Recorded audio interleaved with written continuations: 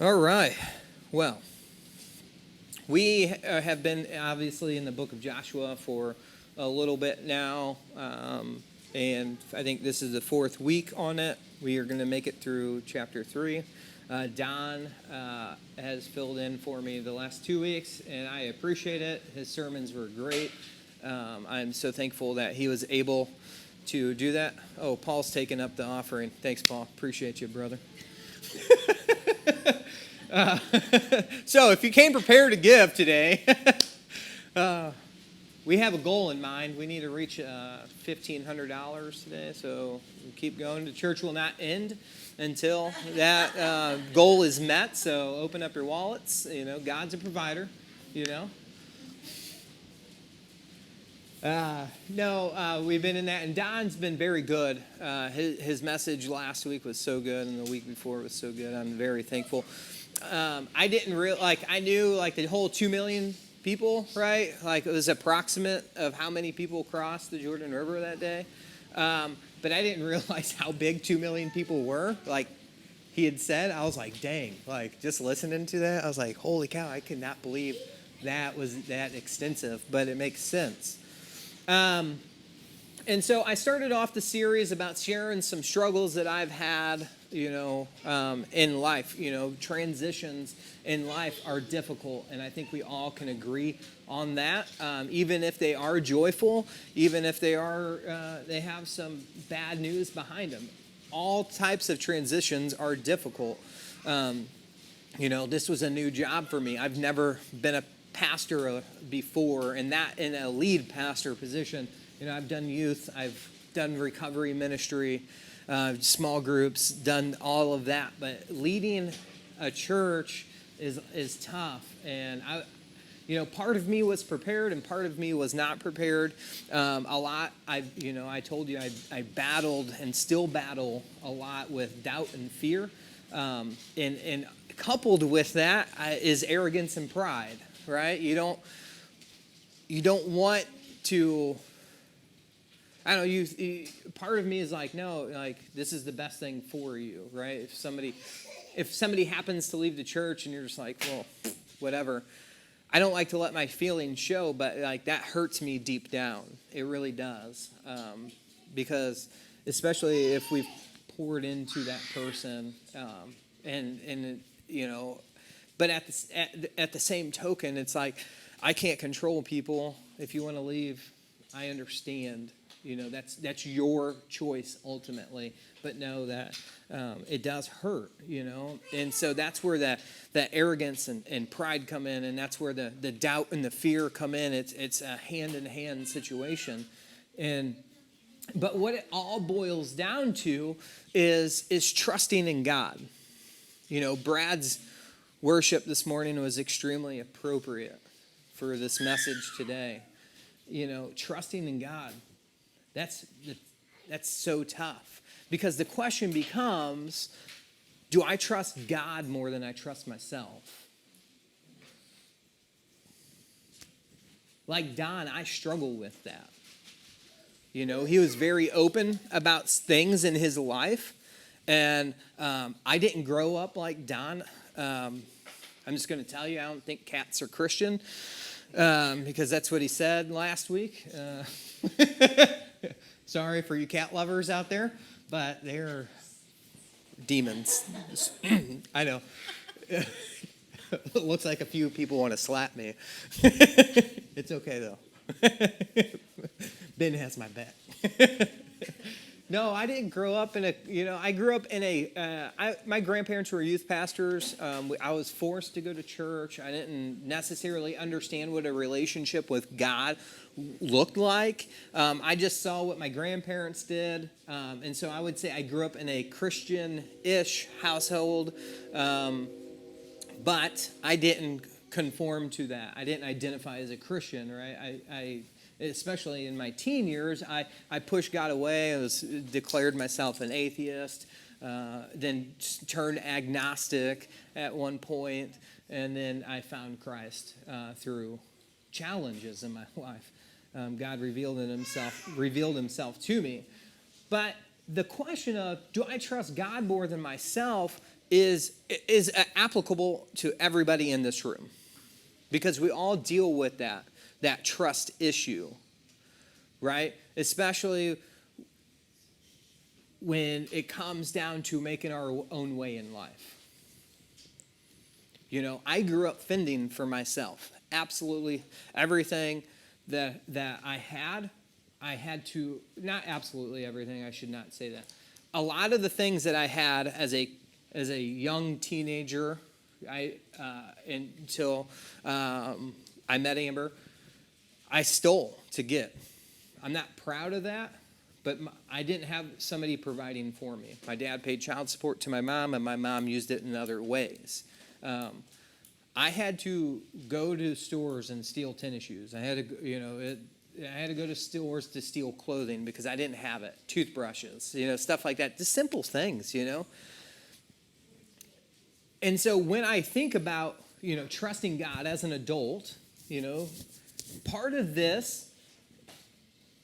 of what I've learned as a kid is still inside of me, right? And I think part of it is still, again, it's applied to everybody here. Do I trust God with this area in my life? Do I trust that God's going to bring us through, my family through, or me through, in this aspect of my life? I don't know. There are certain times where I can say, absolutely, yes, I trust God 100% in this. And then there are other times to the same question is like, I'm not sure. I'm not sure. Is that just me? I wouldn't think so,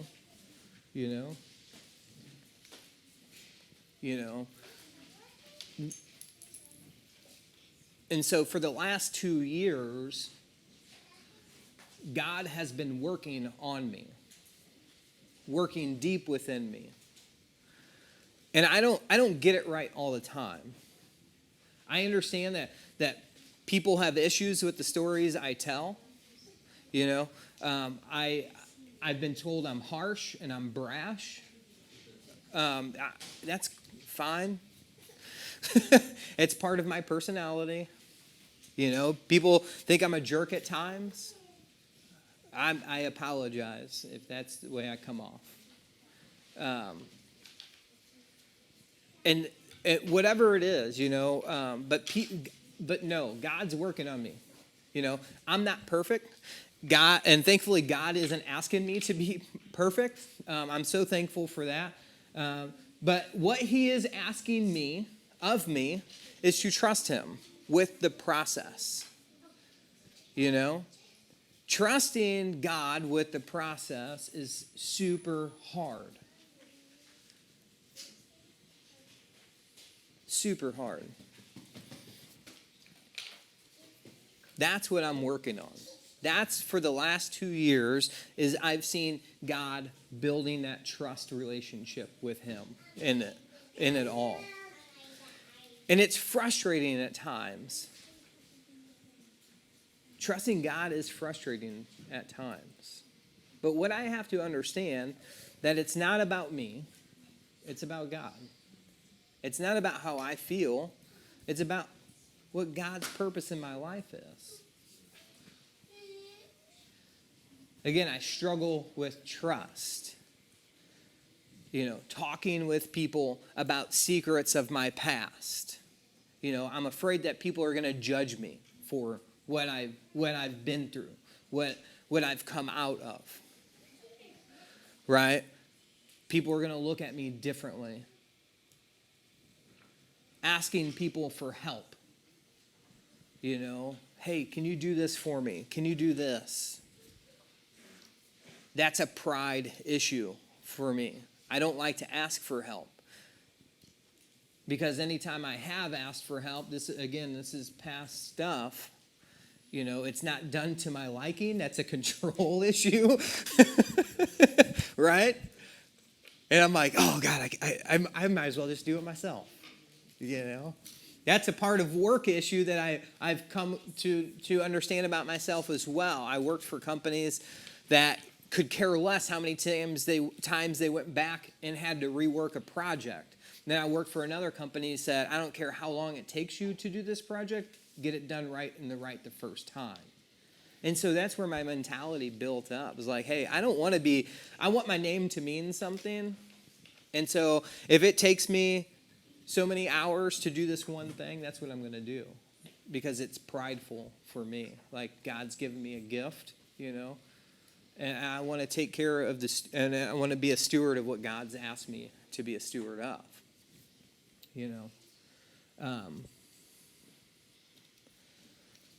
Again, it comes down to the question of, do I trust God more than I trust myself? Trusting God will carry me through to the next thing. Trusting myself will usually end up in destruction and turmoil and pivoting continually to find a better thing that's in front of me. It's tough trusting, though, because that trust relationship has been broken, not between God and I, but between people and I, have been broken so many times. And it's tough. And that's where my attraction towards the book of Joshua lies. Because the book of Joshua, for me, is a book of yeses. It's Joshua bending his knee to God and saying, okay, let's do this. God, you've put me in place here. I'm going to do this. Let's do this. This is a yes book for me. It's just such an incredible testimony. And if you guys can look at your own life, and can you find areas, honestly, take a second, can you find an area in your life that you're not trusting God fully with?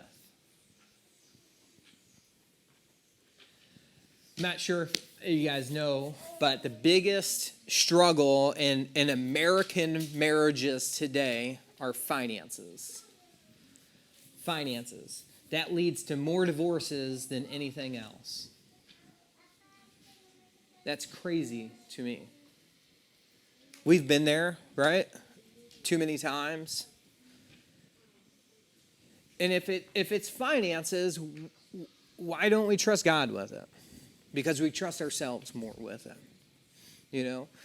We're too prideful, we're too arrogant, we're too dependent on ourselves, right? God can't do this for me. Maybe it's you don't think God could be trusted in that way. And maybe trusting God with your money isn't for you, it's for the next person. No, I don't have a money issue, right? But if that's the case, what exactly are we showing our kids? That money is far more important than anything else in this world. And maybe it's not financial. The second most common thing for marriages to end is communication. Getting angry with our spouses, yelling at our kids, yelling and hitting our pets, driving crazy down the highway and giving the finger to everybody who passes you or that cuts you off or anything like that. Your words mean more than you can ever understand. And behind words is tone. Tone is so important. I get text messages and I'm like, man, is this person mad at me? Have you guys ever read into a text message? Yeah? Like, dang, they must be mad, so you're calling them. Like, hey man, what's up? Nothing at all. Because you can't read tone.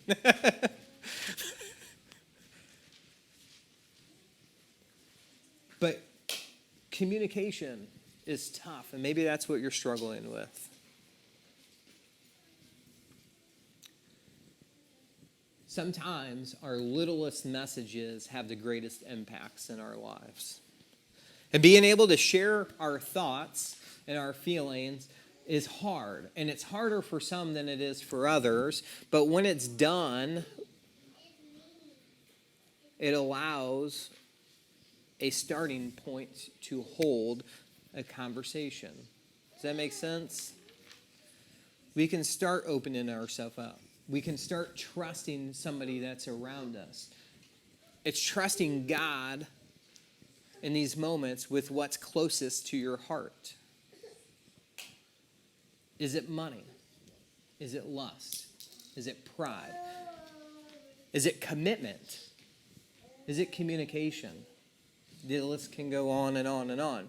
And if we're afraid to talk about it, guess what? Chances are is that that's what's holding you back from having a relationship, a more deep and meaningful relationship with God. If you can't talk about it. Again, the Bible's very clear. And if you want to, this is a plug for CR again, hello. But if you want to, you're supposed to, admit your shortcomings to God and to someone that you trust. To God and to someone that you trust. And that's developing a deeper and more meaningful relationship with God. Don mentioned that Joshua and Israel, their trust issues came earlier in their experience, right? When they first came to the Jordan River. And Joshua and Caleb came back and they said, no, the land's good, we should go and conquer it. And they're like, no, because 10 other guys said no.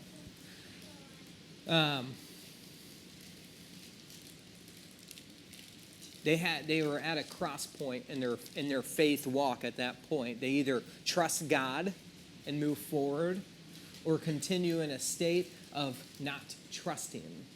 And some of us here today are in a point in our life where we need to trust God or continue in a state of not trusting. And personally, I wish I could go back in that time period and sit in the camp of Israel and be a fly on the wall, and hear the conversations and be a witness to the conversations that were happening during this time.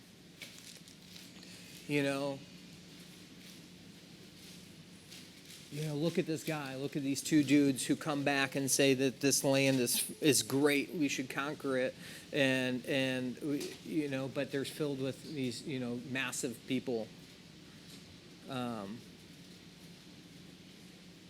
We're afraid. What other things would go through your mind? I like this land. This is good. We're safe here. This feels comfortable to me.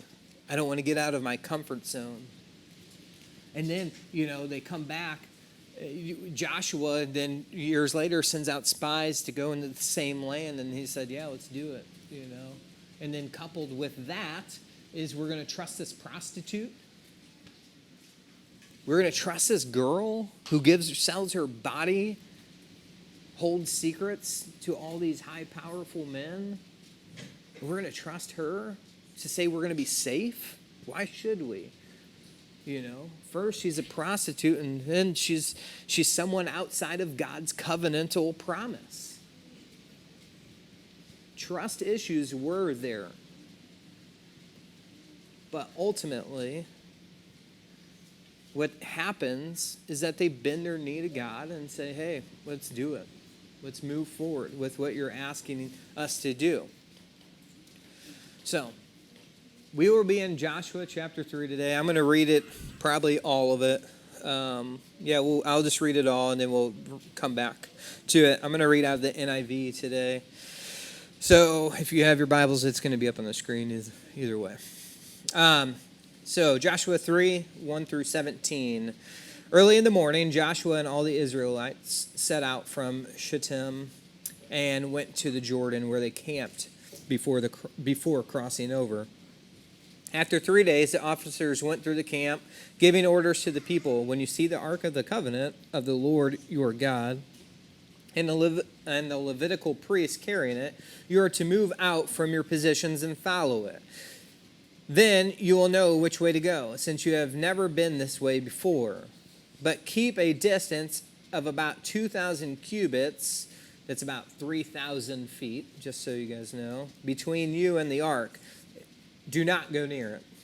Joshua told the people, consecrate yourselves, for tomorrow will be, the Lord will do amazing things among you. Joshua said to the priests, take up the Ark of the Covenant and pass on ahead of the people. So they took it up and went ahead of them. And the Lord said to Joshua, today I will begin to exalt you in the eyes of all of Israel, so that they may know that I am with you as I was with Moses. Tell the priests who carry the Ark of the Covenant, when you reach the edge of the Jordan's river, or waters, go and stand in the river. Joshua said to the Israelites, come here and listen to the words of the Lord your God. This is how you will know that the living God is among you, and that he will certainly drive out before you the Canaanites, Hittites, Hivites, Perizzites, Girgashites, Amorites, and Jebusites. Girgashites? Is that right? Girgashites, Amorites, and Jebusites. See, the Ark of the Covenant of the Lord of all the earth will go into the land, into the Jordan ahead of you. Now then, choose 12 men from the tribes of Israel, one from each tribe. And as soon as the priests who carry the ark of the Lord of all the earth, set foot in the Jordan, its waters flowing downstream will be cut off and stand up in a heap. That's crazy. So when the people broke camp to cross the Jordan, the priest carrying the Ark of the Covenant went ahead of them. Now the Jordan is at flood stage all during harvest. Yet as soon as the priests who carried the ark reached the Jordan, their feet touched the water's edge. The water upon the stream stopped flowing, from upstream stopped flowing. It piled up in a heap with a great distance away at a town called Adam, in the vicinity of Zarethan. While the water flowing down to the sea of Arabah, that is the Dead Sea, was completely cut off. So the people crossed over opposite Jericho. The priests who carried the Ark of the Covenant of the Lord stopped in the middle of the Jordan and stood on dry ground while all Israel passed by until the whole nation had completed the crossing on dry ground. Amen. A few things that stuck out to me while reading this book were early in the morning,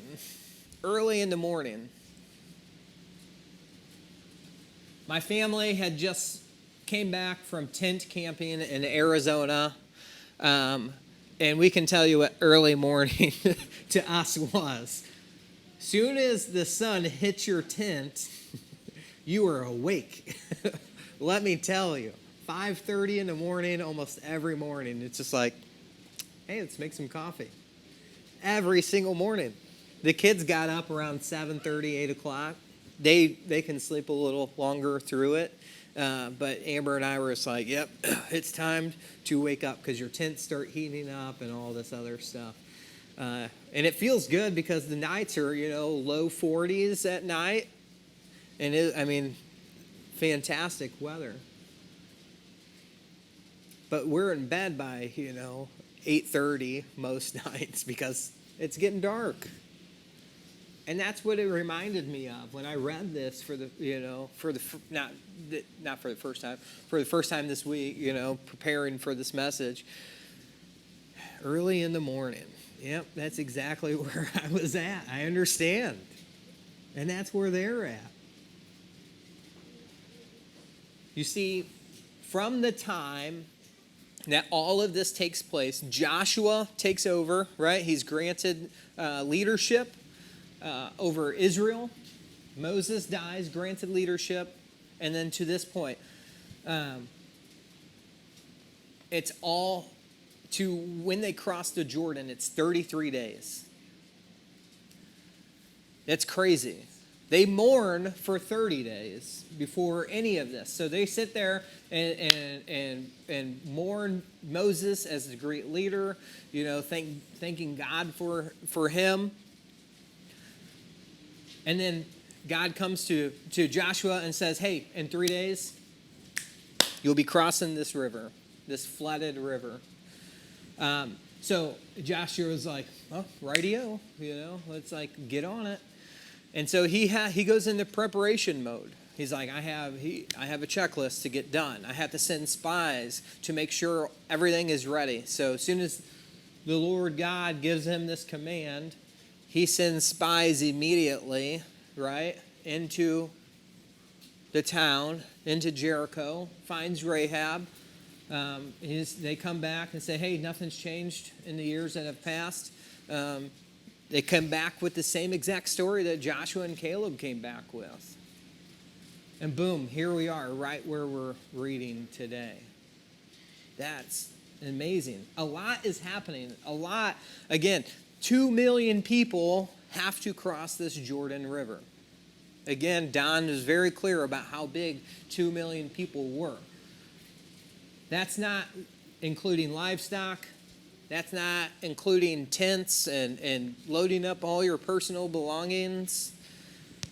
Could you imagine moving your house, tents and stuff like that, across the Jordan River? 2 million people. And they didn't have long to do it. They did it in 24 hours. That's a short period of time to get that amount of people and that amount of goods across the river. And all the while, they're saying yes. Yes, we're going to do it. It takes strength and it takes courage to pull this off. Again, do we trust God more than we trust ourselves? I think I probably would have been the one that was like, I'm not sure about this. I'm not sure that we should be doing this, But God has taken these moments and he's wrapping each of them up in comfort. And he said, listen, I have this.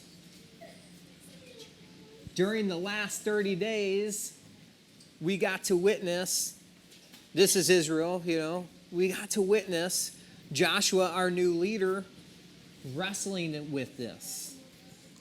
He was wrestling with something during that time. Deuteronomy 34:9 says that he was filled with the Spirit because Moses laid hands on him. They trusted Moses so much, probably at times more than God.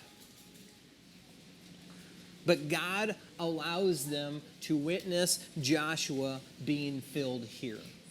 That trust was being built between Israel and Joshua through God's Holy Spirit coming and filling him in these moments. Because they needed to witness it because they probably trusted Moses more than anything else. They understood that God's anointing was on him in these moments. That trust, again, was being built in those moments. And another thing that sticks out to me is verse 5. Verse 5 says, consecrate yourselves. Other versions will say something a little different. Okay? Purify yourselves. But what is happening here is saying, Joshua's telling them, hey, get yourself clean up, right? We're going back to Levitical law here. This applies here. That's what is being said. Anybody else cold? Okay. Thank you. Ben says no. Everybody else says yes. Blowing right on me. It is so, I'm like, man, I should have wore a snow coat, some gloves, something. I'm freezing cold. Anyway, that term, consecrate, has so much meaning to it, so much meaning behind it. And it hit me so hard. It's a term that says, it's used this way. It says, separate yourself from what's around you. That right there has so much weight behind it. What is being said is that he's saying consecrate yourself. Hey, it's a readiness or a preparedness for servanthood. For all of you who are ready to walk forward, consecrate yourselves. Separate yourselves from what is around you. That's impactful to me. Very impactful. Because it makes me think of the changes that I've made in my life. People ask me, maybe some of you can understand where I'm coming from. But when I don't associate myself with certain people from my past. They're like, hey man, I thought we were friends. Yeah, that's a time long ago. Like I'll have a conversation with you, but I'm not going to join in your extracurricular activities because I'm not that person. I want to separate myself from that. And maybe that's where some of us are today, struggling with. Is like, man, this area of my life, I need to change. I have to trust God in this area. But, yeah, I understand. But, I get it. That but is what holds us back. That but is the non-trusting part of us. And that's the tough part. And then we go on to read further in verse 5. After he says, consecrate yourselves, it says, for tomorrow the Lord will do amazing things among you. That statement was a statement of encouragement.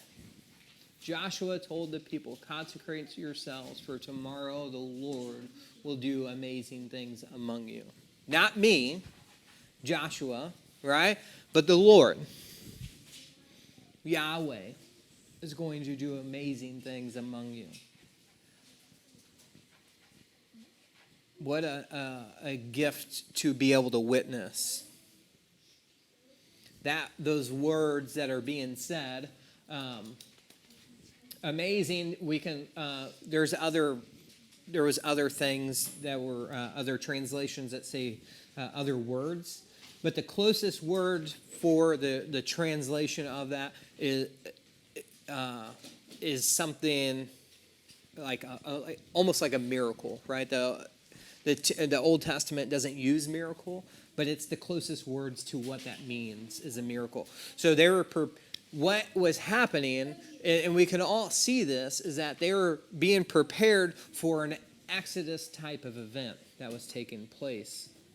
They didn't get to experience the coming out of Egypt, but what they were about to experience was this exact same thing.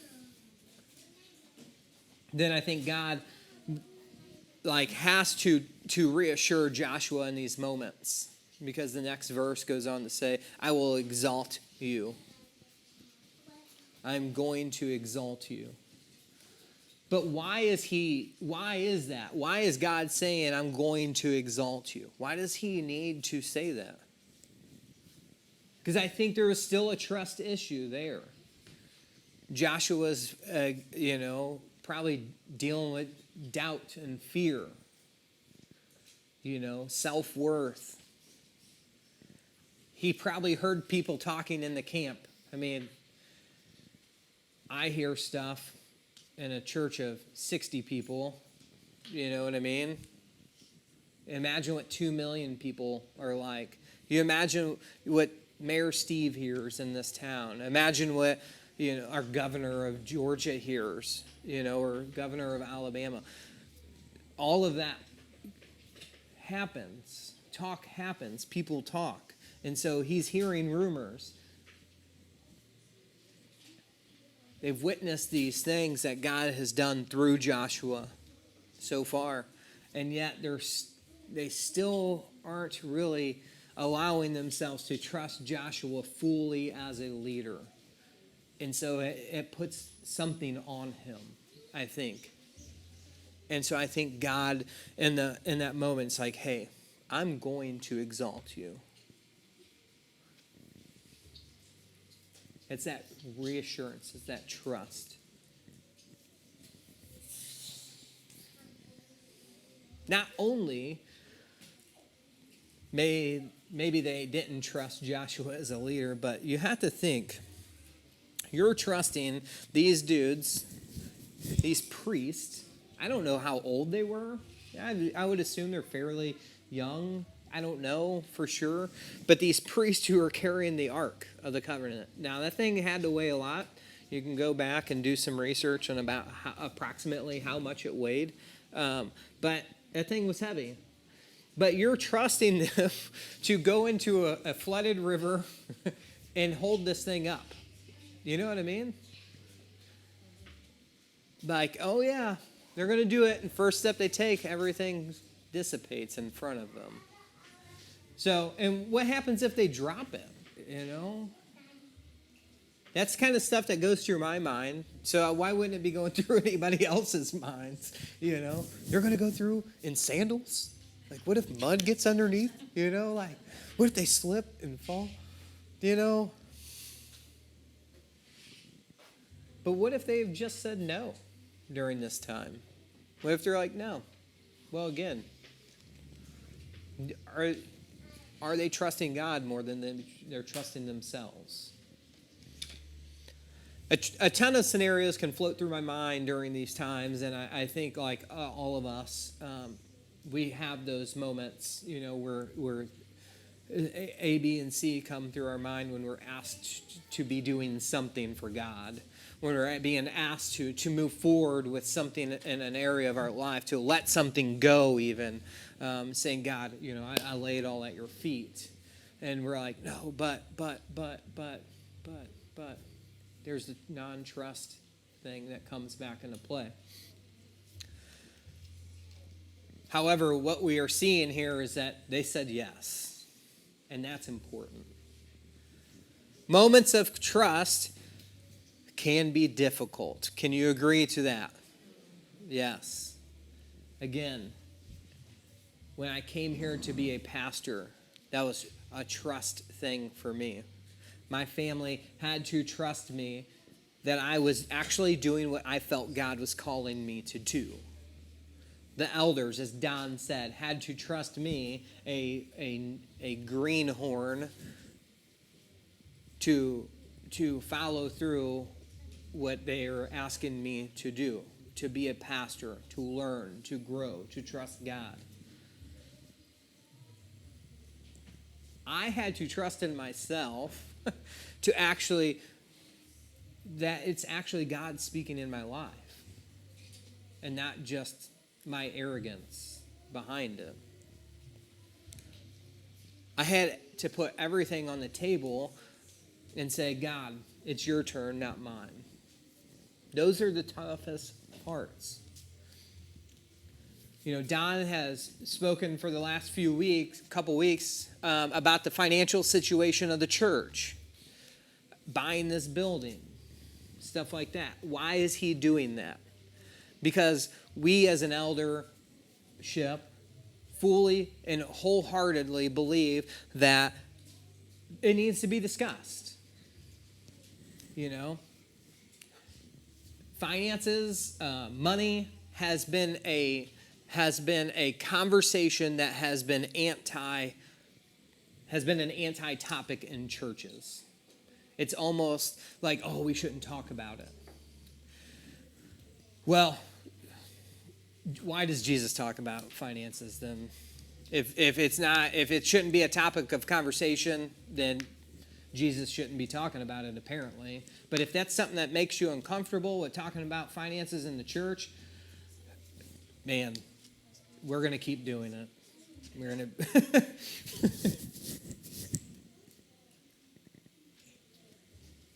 But that's a big part of it. But the other part of talking about it is that you guys, the elders, and you guys have to trust that I'm doing what I'm asked to be doing as a pastor, right? I'm a paid pastor. I'm very thankful for that. You guys have to trust that your money is being used appropriately by the church. that the bills are being paid on time, that the insurance on the building is being kept up with. Because God forbid if there's a fire, right? You have to trust in that. There's that trust issue. And I have to trust that God will allow hearts to be softened and that tithes will start coming in. See, again, I have to in these moments say, God, not Matt, God, take over. I lay these burdens at your feet. I have to trust in the people that are around me, that I surround myself with. And you guys have to do the same. You have to trust each one of you here.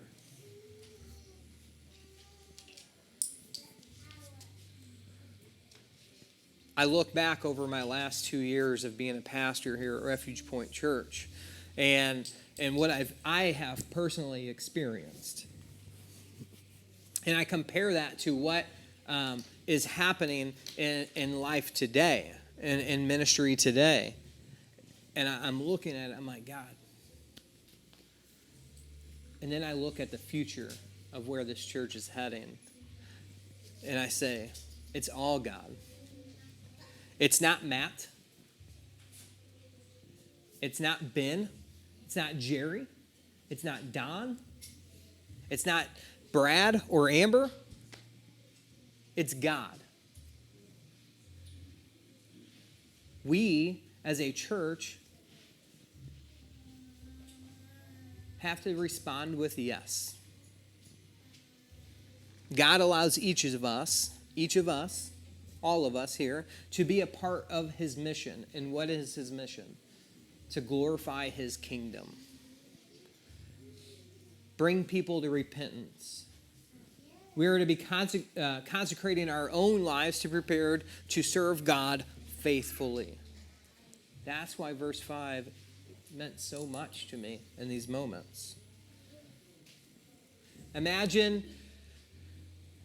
if each one of us here trusted God fully to the biggest extent, right? Or even to the smallest degree, how much we could accomplish. What would things look like? What would crossing our Jordan River look like to us? Does that make sense? What is our Jordan that's right in front of us? Not baby Jordan. What's our Jordan? We can look at it as a whole, as a church people. We can look at it as individual families. We can look at it as individuals. What are we facing? What are you facing that you're having a hard time with trusting God with? Joshua and Israel is an example of what it's like to trust God. They say yes to God. They're going to be exalted. And they're consecrating themselves. They're turning themselves over, separating themselves from the world that's around them to prepare for servanthood. We need, my personal opinion, we need to separate ourselves from common culture and return to God's understanding. Our faith in God is of extreme importance. What we teach our children is of extreme importance. And my last question of the day is, what are we putting before God to push him out of the way and cause us not to trust him? If we can pray, then we'll go on with the fun leveling up celebration.